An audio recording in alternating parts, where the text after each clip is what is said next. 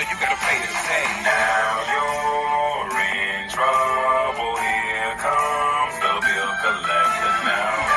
I remember reading a financial column a long time ago. Did you? I hope you're giving me a shout out. Yeah, it was from Bankers Anonymous. I don't remember. Shout out. There you go. Respect. Appreciate the lessons learned. That was a long time ago. And I did also want to say that I think within this financial conversation, I want to recognize privilege that we have, financial privilege that we have, and something that we've built, which is that we have a network of really smart financial people around us that we have curated as our friends, who are 10 to 20 years our senior and have money and manage money. Like, we have lots of friends our parents' age or a little bit younger who we are like, hey, we have this thing, we have this question, we have this money, like, what do we do? What would you do in this situation? Or what were you doing at this time? Or what lessons did you learn that you... What were you not doing that you wish you were? Yes. Which has been, I think, the most fruitful question. Yeah. So I would call that cultural capital, that you know people. Oh yeah, that's a great term. Richer than you, older than you, more experienced. They've solved the financial problems that you're going to come up against, and you have a network. That's super valuable. It turns out like that is shockingly more important than I think most people realize. That if you knew people who know their way around money and have experienced, how do I invest? How do I buy insurance? Why would you or why would you not do the following things? And it demystifies it. That plus a friend when I was, I think, 24, asked if I had an IRA when we were out having a margarita one night, and I said no, and she was like, you need to do this. Like, tomorrow, promise me, you need to start an IRA. So you had a friend who, when you were in your 20s, said you need to start an IRA. Yes, and then she called me the very next day and was like, have you started your IRA That's yet? a very good friend. And I was like, that. no. And she's like, stop whatever you're doing, open your IRA, and set up an automatic contribution to it. But did she explain compound interest, or were you already a familiar? She, I knew enough about compound interest to know how to either find the formula or to just Google a spreadsheet. And then I was like, well, let me just put in to a spreadsheet. All right, if I contribute the annual maximum starting when I was 25, which I think was $6,000 a year, and it compounds at I think I said 6% for 40 years, just to be a little bit conservative. Then I'd put in something like $250,000, but the total value would be $750,000, and that's when I realized I was like, I can make $500,000 appear out of thin air, and I don't have to do anything. Can you give us a 1-minute synopsis of your family's business and then your role in it? So why is it seasonal? Why do you, how much of the year do you work? Yeah. And we can do this as succinctly as possible. There you go. So I run my family's shaved ice business in Austin, Texas. It's called Casey's New Orleans Snowballs. And we operate seasonally. We're open from generally March until the end of October, and then we're closed November, December, January, and February. We do that because most people don't want shaved ice in the wintertime. And we're also able to make enough money to pay all of our bills for 12 months out of the year in fewer than 12 months. And so why not have some time off? Okay, got it. Perfect. All right, Paige. Yeah. You had a different family history with respect to money and the amount of assets that your folks had. What should we know about that? Very different. So I grew up in classification upper middle class. Yes. My dad was a physician and plastic surgeon. He was the sole earner for the family, but earned plenty. He passed when I was 18. And I had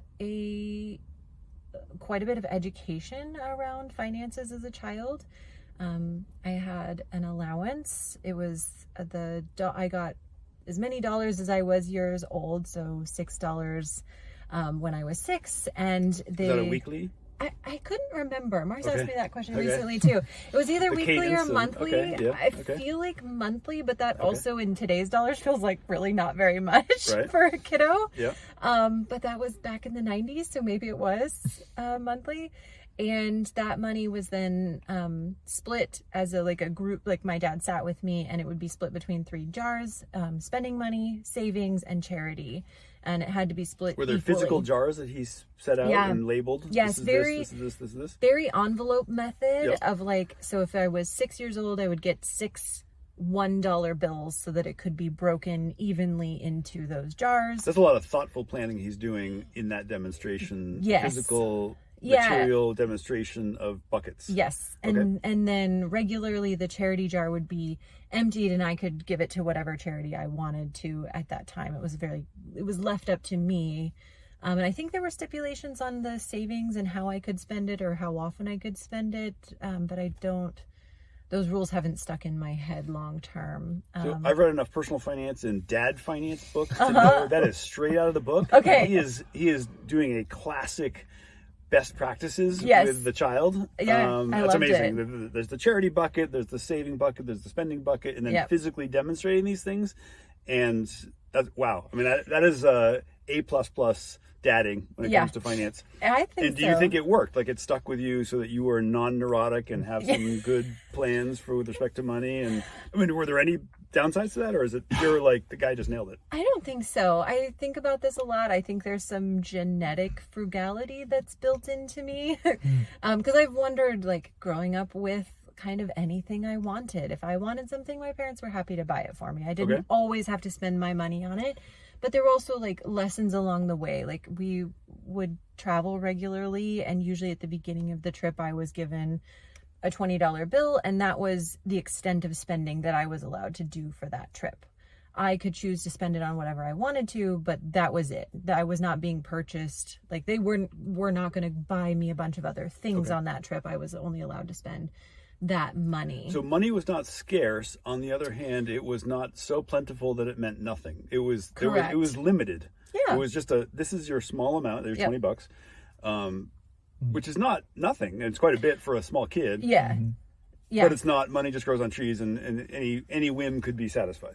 No, and I think there were boundaries. If I'm sure if we were on a trip and I found a thing that was my pure heart's desire and I would die without, and it was $40, there was probably a negotiation that happened of okay, you're going to give me the 20 and then you're going to give me your allowance money when we return home. So there were there's room There were for consequences. negotiation. There were limits. Negotiation. Yeah, Okay. exactly.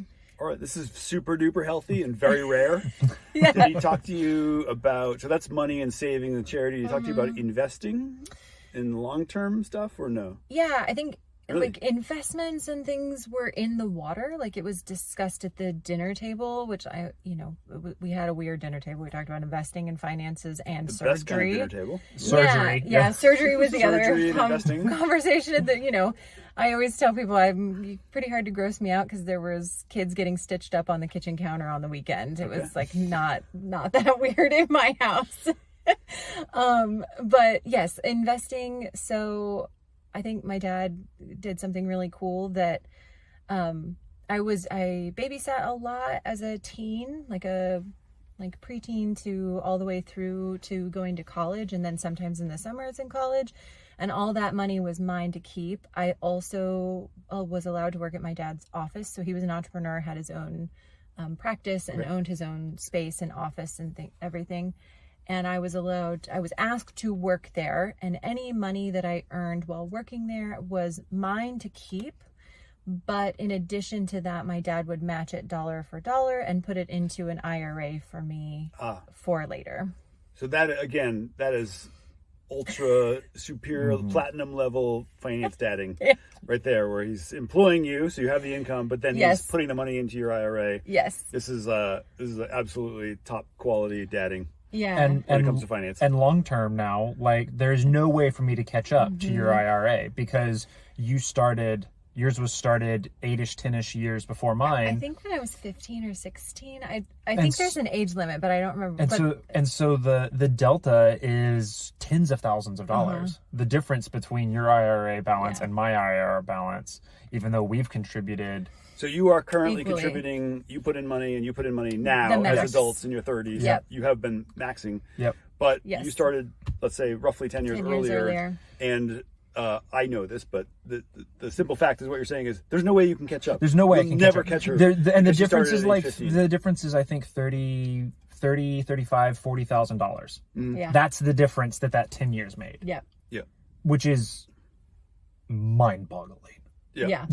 because we've just been invested in the same things. Yeah. Yeah. No, Yeah. otherwise we're Yeah. probably paired Yeah. all the way through our relationship, which is, 10, 15 years of Yeah. time together. Equal or similar amounts contributed, and Yes. yet you had a dad who knew to put the money in when you're 15, Yep. and there is no way to catch up. That is 100% a rule of money. It's not Compound interest. timing the markets. It's time in the markets, and if you start early, you Yes. will end big. Yeah. Yep. And So, I think good job.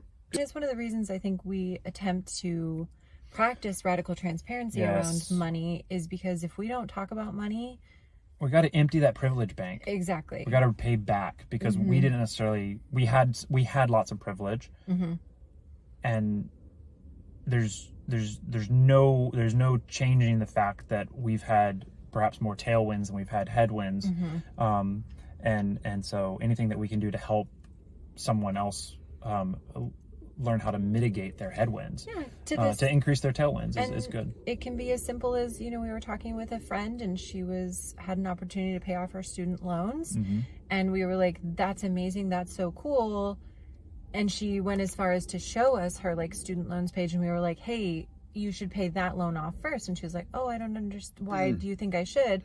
And it was because it was the highest interest loan. And just no one had didn't know ever that. Yep. told her to pay off the high interest loans first. And it was just not something she even considered because it was Yeah. kind of an auto, it was set on auto, just paid them all down equally. And we have another friend who had a really nice paying job, and they were really struggling. To your point earlier about having some folks who earn quite well have a lot of credit card debt. Yep.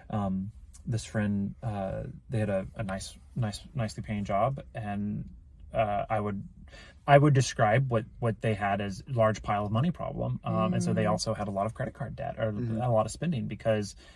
You get your paycheck and you're like, oh, dang, I can go and do XYZ.